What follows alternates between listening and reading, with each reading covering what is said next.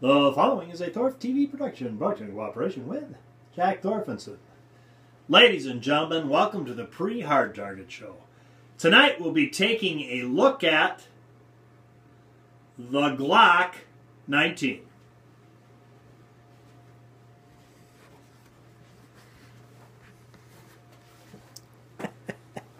Yeah.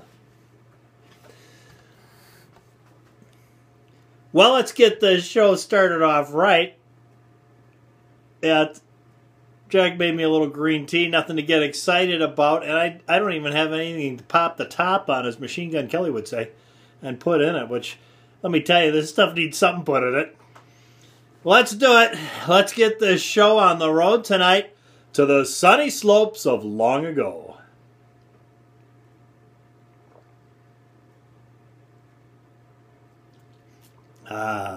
That doesn't heat you up and cool you down all the same time. This is what we're going to shoot this weekend, and for two reasons. Number one, it's one of the few things I have frangible ammo left for. But yeah, it's nice to have the ammo if you're going to shoot the gun. The other is, I really need to get out and shoot this because it's been a while. I've been, last month I've had other things I've been busy doing, so I've gotten a little laxed on my training. And what we're going to be shooting is my Glock 19 here with the battle hook sight system on it and the PMag magwell. Other than that, just stock. So, pretty much. Get out and shoot that this weekend at those beautiful steel hard targets. And I want to take a moment here out of the show and thank Gil for putting on the steel target special he's doing right now. I put a link right below to Gil's site. You can go check it out. But Gil's a real good friend, and he's kind of helping me out right now by he's got some targets available that he's donating $5. It's pathetic, isn't it? To have money donated to keep you alive. And I'll talk about that in a second. But he's donating $5 for each one of these targets he sells. He's got a package deal, I think. You have to go and check it out. I'll put a link to his video right here. That'll make it easier for you. So if you got the ability to take a steel hard target to the range with you, or if you have your own range and want a steel hard target, yeah, get one of Gil's. They're the best deal around. That's what I shoot at every Sunday at the HardTarget range. So, thought I'd do that first off before I got started. And second off, I want to talk about Gil and what's going on with Jack and everybody that started this fundraiser. And not something I wanted. It's kind of embarrassing, frankly. That said, disregarding the fact that I'm not in a real position to complain about it, it's been a very, very positive thing for me.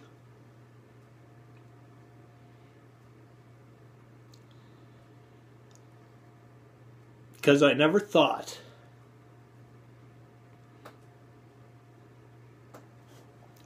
I'd have that many friends that I have never even met. So, just wanted to say that, and let's get on with the show here. Of course, it's basically a basic Glock 19 we're going to be shooting this weekend, which has a 4.6 inch barrel, I believe. 9mm. It's got a low capacity 15 round magazine. And we happen to be using the PMag magazines because I like the nipple system on the bottom where I can number them. And I also like the fact that they're so easy to break down when you have to clean them. I get frustrated with the Glock magazines. They're a little slow to clean for me, so I just like these, and these are pretty readily available for around $10 a piece. So yeah, I've yet to have one fail me, so very, very happy with these. And of course, you can't have enough magazines. Yeah, because when you train, you got to drop them, and they're gonna inevitably either get damage to the floor plates to the point where you want to replace them, or the feed lips are going to get damaged and you'll end up having to replace them. So it's nice to have a lot of them, and that's one of the reasons I really like these. They seem to be really sturdy, work well, easy to clean, and very inexpensive. So there, thought I'd talk about that briefly. And before I leave you tonight, I know I'm running a little long in my show, but before I leave you, I want to tell you this story. I was in the gun shop yesterday. I'm sorry about that. I stopped because I said something I know that YouTube wouldn't like. Yeah, so it's tough, these little things you have to pound into your head not to say because they're so inconsequential and meaningless, but yet you're going to offend someone. A bit goes back to my lack of monetization. My monetization got removed on my video about painting streets, which I knew was going to happen, but I was surprised it made it almost 24 hours. Anyway, I want to tell you this story, and I was in a gun shop. I was in a gun shop yesterday trying to solve some of my problems, which of course you aren't going to solve them there. And I was listening to this fellow at the gun shop talk to this man and this woman, who I assumed was a husband and wife. And the husband says, as we're getting the gun for her, she's going to get her permit to carry. Yeah, which right there, I shouldn't have said that. You see what I mean? Well, we're going to forge ahead and see what happens.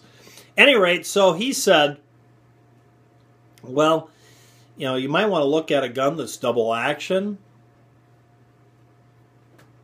because you're less apt to have an accidental discharge with it than you are with, say, like this one, a 1911, with single action. You have to carry it cocked and locked. And then he said, and this is the part that just cracked me up, he said, of course, you could do what I do.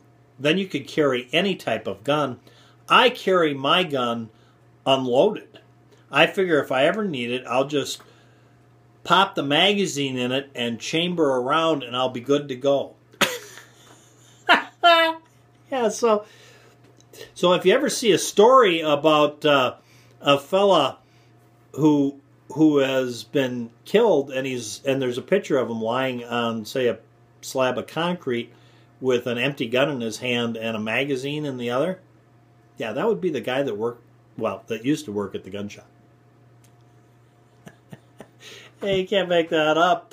I've heard a lot of stupid things in my life, but that one just takes the cake. Thought I'd share that with you because, yeah, that was about the time I decided, okay, that's it. I've had enough. I'm out of here. So, there you go, guys. That's what we're shooting this week at the HardTarget range, the good old Glock 19. And it will be good for me to get out there and shoot that, I think, and we'll see what happens with the weather. It's warmed up, everything's melting, but they're talking about, and I hope they change this forecast of 6 to 10 inches of snow. You can't make this up. It's like the worst spring we've had in about 5-6 years, or better. I'd say more like 7 or 8 is what it's shaping up to be, and there you have it. Thanks for tuning in, guys. If you like my channel, please subscribe. Till next time, from Mr. Holster and Jack, who's not here, and that's a whole nother story, go out and stay safe. See, I don't even have the slightest idea how much of your life I've wasted here. Yeah. I'm going to give up on trying to appease the powers that be, because I just, you can't string a normal sentence together without them not liking it.